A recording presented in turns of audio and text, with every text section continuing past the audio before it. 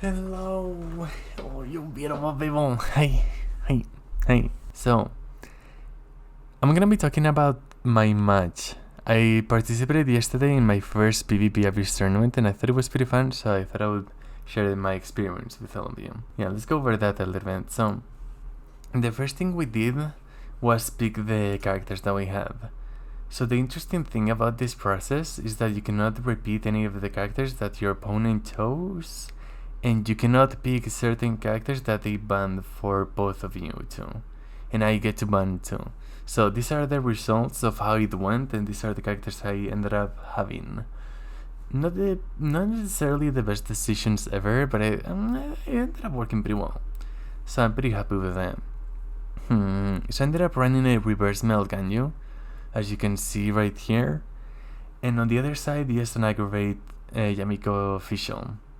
I wanted to run Sucrose on that side, but I felt like it was a bit risky to do so. That's why I ended up running Sucrose on the first one. Since I already had Bennett, I don't really mind not running a shielder so much. But that's the only thing that I would have switched if I wasn't so worried about actually finishing, because that was way more important, because I actually had to get like a good time. So let me go over the run a little bit, and I'll just commentate a little bit over it and explain like what I did.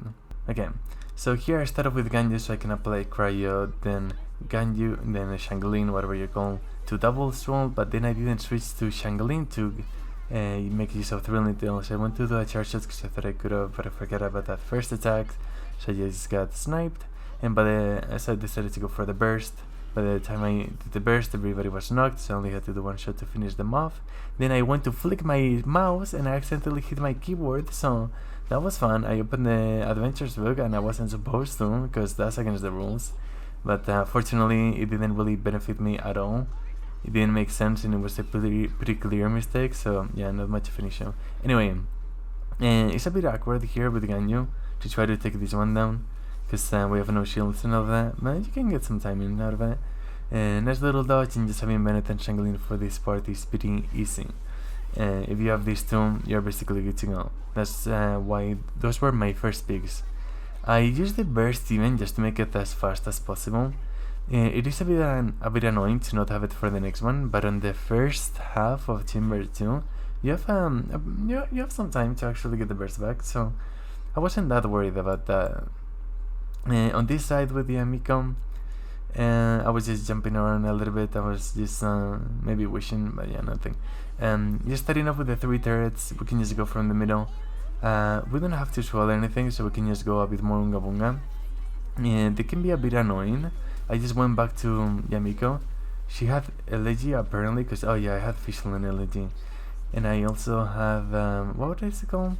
Woodsith. I have Woodsith on Yamiko, that's why she starts up being the first one on the team.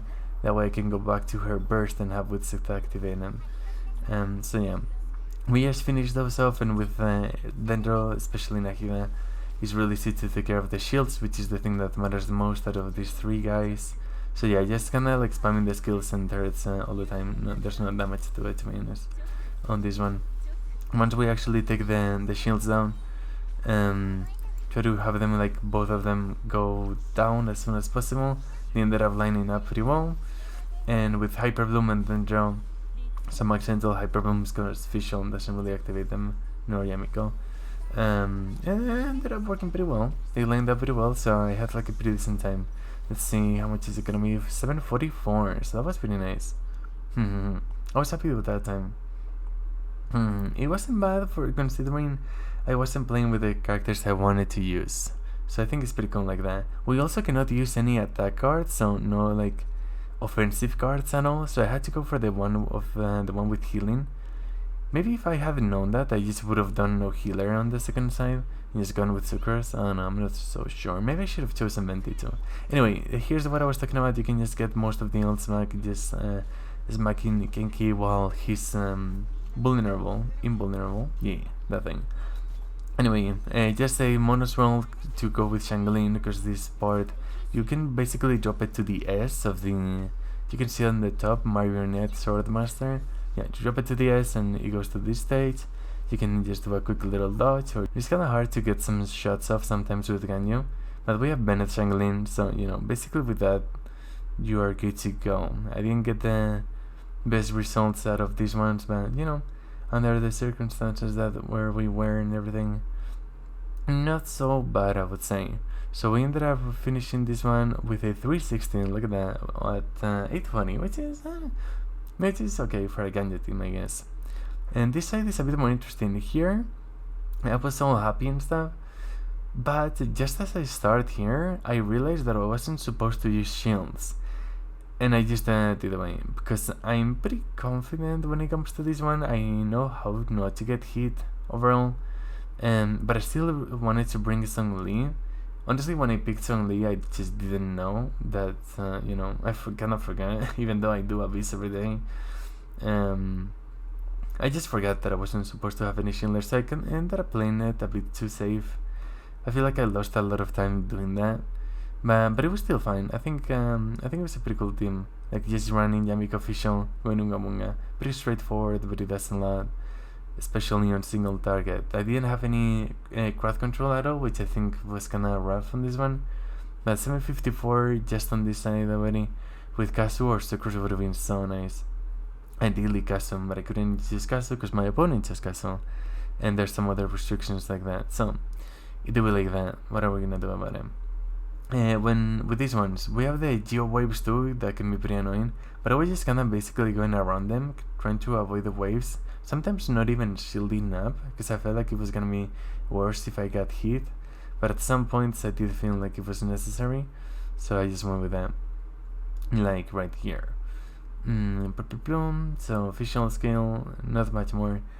At this point, I realized I noticed the time, and I really wanted to get at least 7 stars. I was like, there's no way I cannot get, 7 stars, I meant 3 stars.